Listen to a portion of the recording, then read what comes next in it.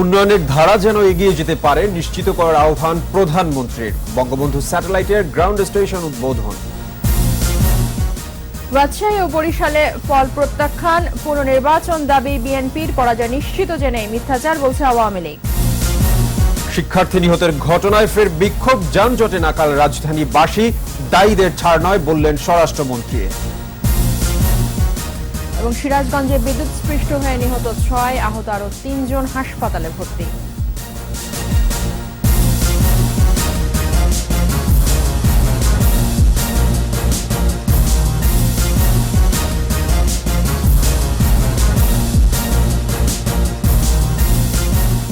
শুনছিলেন first security ইসলাম bank limited সংবাদ শিরোনাম।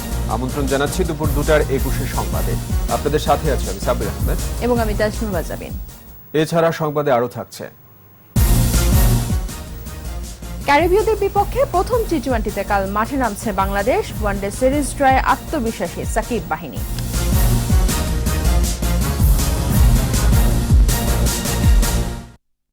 বাংলাদেশের উন্নয়নের ধারা যেন এগিয়ে যেতে পারে তা নিশ্চিত করতে সকলের প্রতি আহ্বান জানিয়েছেন প্রধানমন্ত্রী শেখ হাসিনা। বঙ্গবন্ধু স্যাটেলাইটের মাধ্যমে তরুণদের সামনে বড় সম্ভাবনা তৈরি হয়েছে বলেও জানান তিনি। সকালে রাজধানীর বঙ্গবন্ধু আন্তর্জাতিক সম্মেলন কেন্দ্রে বঙ্গবন্ধু স্যাটেলাইট 1-এর সফল উৎক্ষেপণ, উদযাপন ও গ্রাউন্ড স্টেশনের উদ্বোধনী অনুষ্ঠানে তিনি এসব কথা বলেন। গাজীপুর ও বেতবুনিয়ায় গ্রাউন্ড স্টেশন দুটির নামকরণ করা হয়েছে সজীব ওয়াজেদ জয়ের নামে। মামুন রশিদের রিপোর্ট।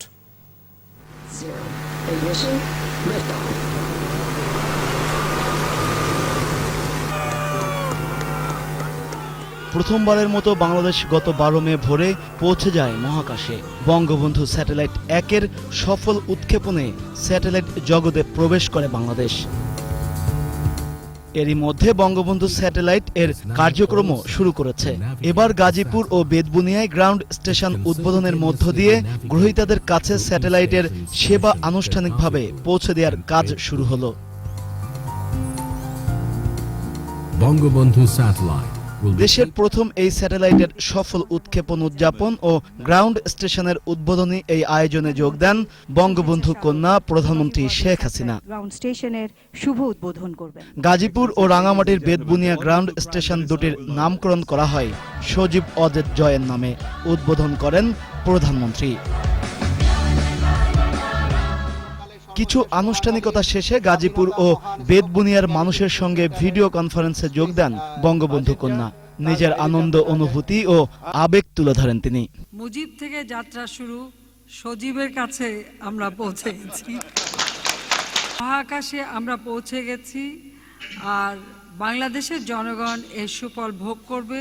স্যাটেলাইট সফলভাবে যেন কাজ করে, জাতির উপকারে আসে সেদিকে খেয়াল রেখে এর কার্যক্রম সুষ্ঠুভাবে পরিচালনা করতে সংশ্লিষ্টদের নির্দেশনা দেন প্রধানমন্ত্রী। বিশেষ করে আমি এই ভূ উপগ্রহ কেন্দ্রটাকে সুষ্ঠুভাবে পরিচালনা করা এবং এখন থেকে আমরা মহাকাশ থেকে বঙ্গবন্ধু স্যাটেলাইট 1 থেকে যে সিগন্যালগুলি পাবো তার মাধ্যমে দেশের মানুষের সেবা করা, এটাই হচ্ছে আমাদের উদ্দেশ্য। পরে আবেগঘন ভাষণে প্রধানমন্ত্রী বলেন, বাংলাদেশের জনগণ এর সুফল ভোগ করবে, তরুণ প্রজন্মই উপকৃত হবে বেশি।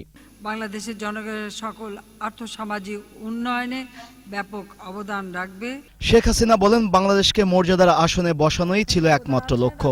স্যাটেলাইটের কারণে সার্বিকভাবে দেশের মানুষের জীবনমান উন্নত হবে বলে জানান তিনি। বলবো যে এই স্যাটেলাইটের মাধ্যমে দেশের মানুষ শিক্ষা, স্বাস্থ্য, আবহাওয়া বার্তা থেকে শুরু করে সব ধরনের উপযোগিতা পাবে। বাংলাদেশ এগিয়ে যাচ্ছে, এই গতিধারা অব্যাহত রাখতে সবার প্রতি আহ্বান জানান প্রধানমন্ত্রী। আগে চাঁদের দেশে যাওয়ার স্বপ্ন দেখতাম, এখন চাঁদের দেশে পৌঁছানোর সম্ভাবনাও সৃষ্টি হয়েছে।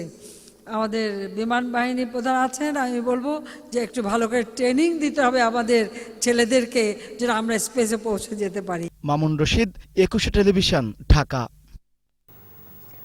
প্রত্যন্ত গ্রামসহ দ্বীপাঞ্চলেও ইন্টারনেট সেবা নিশ্চিত কাজ করছে সরকার। গাজীপুর ও বেতবুনিয়ায় বঙ্গবন্ধু স্যাটেলাইটের 2টি গ্রাউন্ড স্টেশন উদ্বোধন ও বঙ্গবন্ধু স্যাটেলাইট 1-এর সফল উৎক্ষেপণ উপলক্ষে অনুষ্ঠানে কথা জানান প্রধানমন্ত্রীর তথ্য প্রযুক্তি উপদেষ্টা সজীব ওয়াজেদ জয়। তিনি বলেন, যারা ইতিহাস থেকে জাতির জনকের নাম মুছে ফেলতে চেয়েছিল বঙ্গবন্ধু স্যাটেলাইট তাদের সেই ষড়যন্ত্রের কড়া জবাব। মামুন রশিদের সহায়তায় আজহারুল ইসলামের report.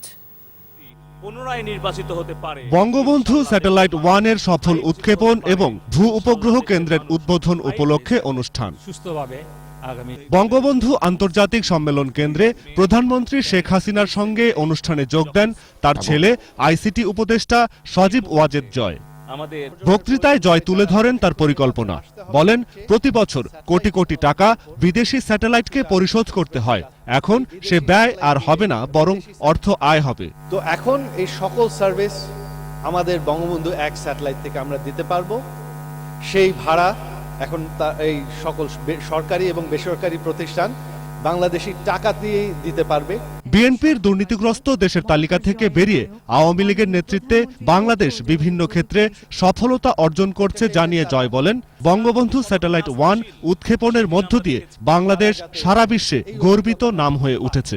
One of the most advance দেশ হিসাবে আমাদেরকে পরিচয় দেওয়া হয়। তিনি আরো বলেন, জিয়াউর রহমান ও তার সহযোগীরা বঙ্গবন্ধু সহ আওয়ামী লীগ নেতাদের নাম মুছে দিতে চেয়েছিল। এই স্যাটেলাইট উৎক্ষেপণের মধ্য দিয়ে বঙ্গবন্ধুর নাম মহাকাশ পর্যন্ত বিস্তৃত হয়েছে বলেও মন্তব্য করেন তার দৌহিত্র সজীব ওয়াজেদ জয়। মিথ্যে ইতিহাস দিয়ে বঙ্গবন্ধুর নাম মুছে ফেলার তারা একটা চেষ্টা চালিয়ে গেছে। স্যাটেলাইট দিয়ে আমার উদ্দেশ্য ছিল যে এখন বঙ্গবন্ধুর নাম আমি মহাকাশে পাঠিয়ে দিয়েছি, এটা কোনো সরকার মুছে ফেলতে পারবে না। জয় বলেন, এই স্যাটেলাইটের মাধ্যমে শিক্ষা, চিকিৎসা, বিনোদন সহ সার্বিক ক্ষেত্রে লাভবান হবে Bangladesh.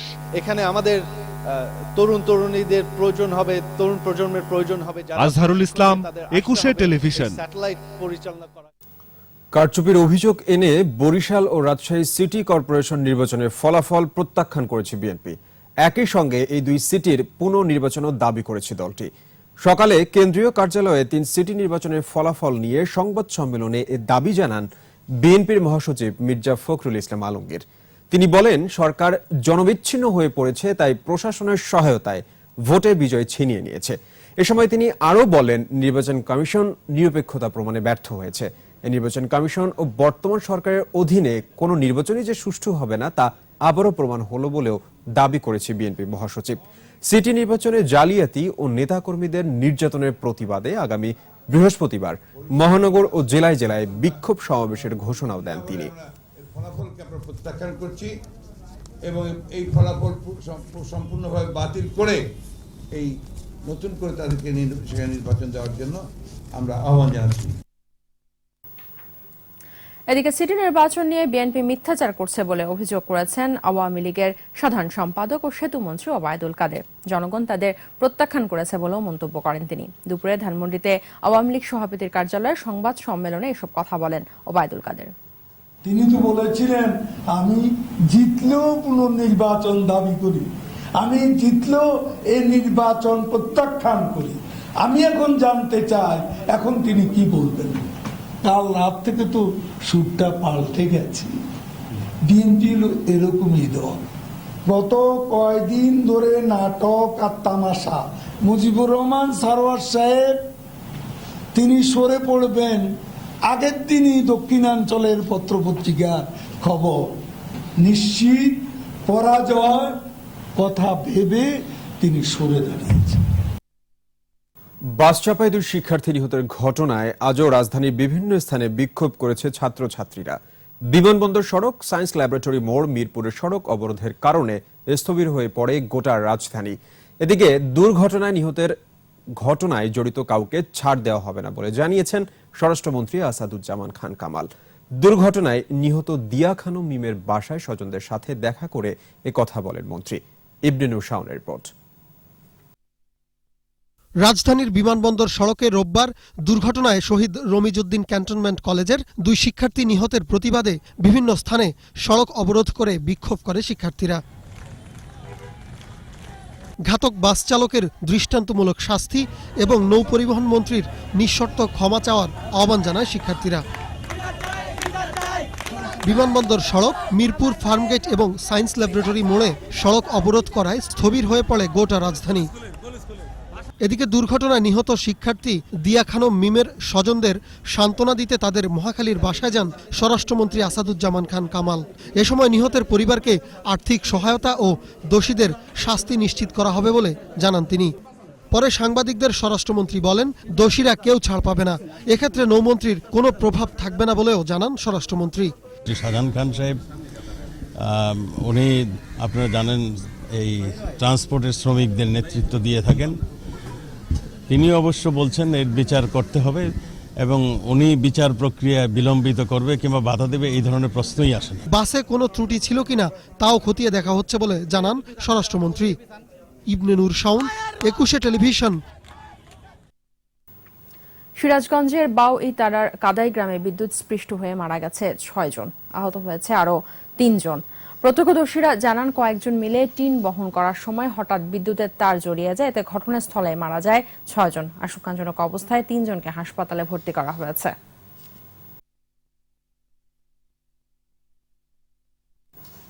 Bangladesh West Indies series প্রসঙ্গ।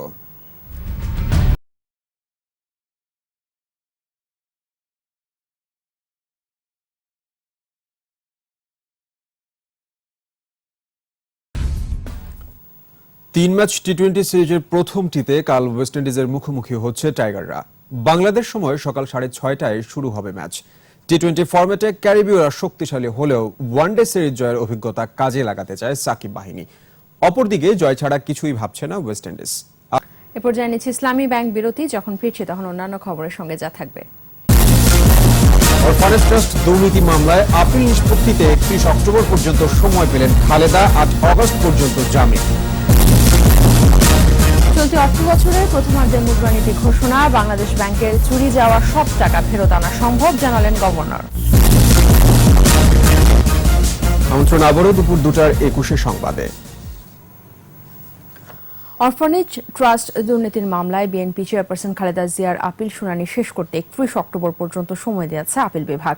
এদিকে আগামী 8 আগস্ট পর্যন্ত জামিনের মেয়াদ বাড়িয়েছে হাইকোর্ট। এই সংক্রান্ত রিভিউ আবেদনের প্রেক্ষিতে প্রধান বিচারপতি সৈয়দ মাহমুদ হোসেনের নেতৃত্বাধীন 4 সদস্যের আপিল বেঞ্চ এই আদেশ দেন। এর আগে গত 9 জুলাই অরফানেজ ট্রাস্ট দুর্নীতি মামলায় খালেদা জিয়ার আপিল আগামী 31 জুলাইয়ের মধ্যে নিষ্পত্তি করা সংক্রান্ত আপিল বিভাগের আদেশের বিরুদ্ধে রিভিউ আবেদনের শুনানি শেষ হয়। পরে এই মামলায় খালাস চেয়ে খালেদার আপিল শুনানি কাল পর্যন্ত মুলতবি করে হাইকোর্ট। পাশাপাশি জামিনের মেয়াদ বৃদ্ধি করে আদেশ দেওয়া হয়।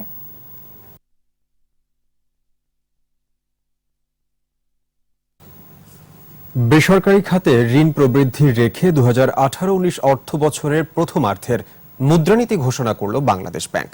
বাংলাদেশ ব্যাংক মিলনায়তনে সংবাদ সম্মেলনে মুদ্রানীতি ঘোষণা করেন গভর্নর ফজলে কবির।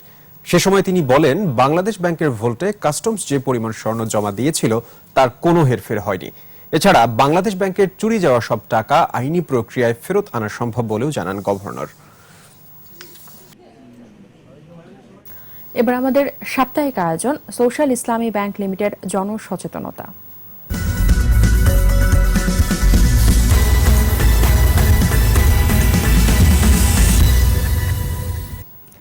নরসিংদীতে ঝুঁকিপূর্ণ কাজে বাড়ছে শিশুদের অংশগ্রহণ। দারিদ্র্যের কারণে বাধ্য হয়ে লোহার কারখানা ও ইটভাটায় কাজ করছে শিশুরা। দূষিত পরিবেশেও অনেক আক্রান্ত হচ্ছে বিভিন্ন রোগে। স্থানীয় প্রশাসনের পক্ষ থেকে সচেতনতামূলক কর্মসূচি দেওয়া হলেও বন্ধ হচ্ছে না শিশু শ্রম। নরসিংদীর প্রতিনিধি মাখন দাসের রিপোর্ট, জানাচ্ছেন ফারজানা শ্রাবন্ত।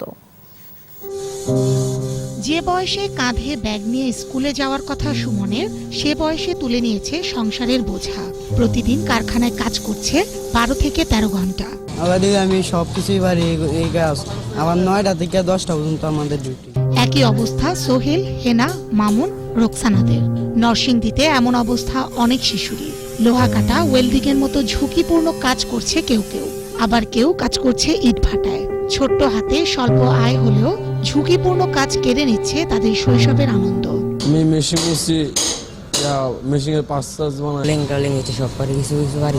টাকা পয়সার জন্য পড়তে পারি না, ইট খোলে কাজ করি। পড়ালেখার শখ থাকলেও তা মেটাবার সাধ্য নেই, তাই বাধ্য হয়েই বাবা মার সাথে হাত মিলিয়ে আয় করছে। আর স্বল্প মজুরিতে শিশুদের কাজে লাগাচ্ছেন প্রতিষ্ঠান মালিকরা। ভবিষ্যতে কিছু করতে পারতো না, কারণ এদের জীবনটাই ভাটাই কাটে দেব। অপ্রাপ্ত বয়সে কাজ করায় শারীরিক মানসিক বিকাশ বাধাগ্রস্ত হচ্ছে এসব শিশু। কারখানার অস্বাস্থ্যকর পরিবেশে বাড়ছে স্বাস্থ্য ঝুঁকি। ইন্ডাস্ট্রিয়াল বর্জ্যের যে দূষণ এগুলো তাদের শরীরে বহন করছে। যৌবন বয়সে সে রোগাক্রান্ত হয়ে পড়বে। শিশুশ্রম বন্ধে সচেতনতামূলক বিভিন্ন সভা ও সেমিনার করা হচ্ছে বলে জানিয়েছেন জেলা প্রশাসক। যে শিশু স্কুলে যাওয়ার কথা, এই শিশুরা কেন আপনার ঝুঁকিপূর্ণ কাজে বা শ্রমে নিয়োজিত থাকবে, এটাকে আমরা কোনোভাবে মানতে পারি না। তো এই জন্য যে আমরা মনে করি এটাকে লাল কার্ড প্রদর্শন করবো আমরা প্রথম। শুধু প্রশাসনিক পদক্ষেপই নয়, প্রতিটি মানুষের সচেতনতাই পারে সুবিধাবঞ্চিত শিশুদের সুস্থ ও স্বাভাবিক জীবনে নিশ্চয়তা দিতে। ফারজানা শ্রাবন্ত, 21 টেলিভিশন। সাথে শেষ করছে দুপুর 2টার 21 সংবাদ। যাবার আগে ফার্স্ট সিকিউরিটি ইসলামী ব্যাংক লিমিটেড সংবাদ শিরোনামগুলো জানাবো আরো একবার। উন্নয়নের ধারা যেন এগিয়ে যেতে পারে নিশ্চিত করার আহ্বান প্রধানমন্ত্রীর। বঙ্গবন্ধু স্যাটেলাইটের গ্রাউন্ড স্টেশন উদ্বোধন। রাজশাহী ও বরিশালে ফল প্রত্যাখ্যান, পুনর্নির্বাচন দাবি বিএনপির, পরাজয় নিশ্চিত জেনে মিথ্যাচার বলছে আওয়ামী লীগ। শিক্ষার্থী নিহতের ঘটনায় ফের বিক্ষোভ, যানজটে নাকাল রাজধানীবাসী, দায়ীদের ছাড় নয় বললেন স্বরাষ্ট্রমন্ত্রী। সিরাজগঞ্জে বিদ্যুৎস্পৃষ্ট হয়ে নিহত 7, আহত আরো 3 জন হাসপাতালে ভর্তি।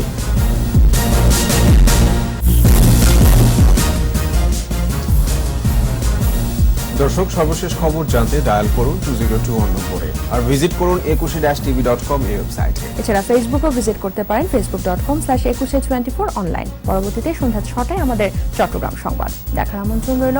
সবাইকে ধন্যবাদ।